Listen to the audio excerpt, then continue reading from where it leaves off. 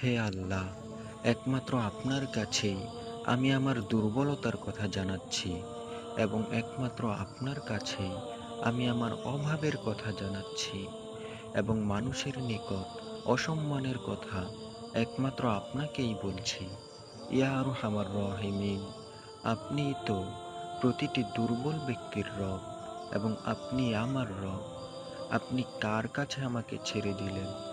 এমন অচেনা মানুষদের কাছে যারা আমার ক্ষতি করতে চায়, নাকি এমন শত্রুর কাছে যাকে আপনি আমার চেয়েও অধিক শক্তি দিয়েছেন? হে আল্লাহ, যদি আপনি আমার উপর রাগ না করে থাকেন তাহলে আর কিছুতেই আমার কিছু আসে যায় না, কিন্তু আপনার আশ্রয় পেলে আমার পরিস্থিতি আরেকটু সহনীয় হবে। হে আল্লাহ, আমি আপনার কাছে আশ্রয় চাই, যাতে কোনো বিপদ আপদ আমাকে ছুঁতে না পারে।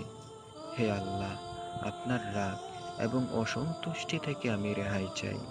আল্লাহ, এই সব কাজই শুধু আপনাকে খুশি করার জন্যে করা এবং আপনি ছাড়া কোনো ক্ষমতা নেই, কোনো শক্তি নেই।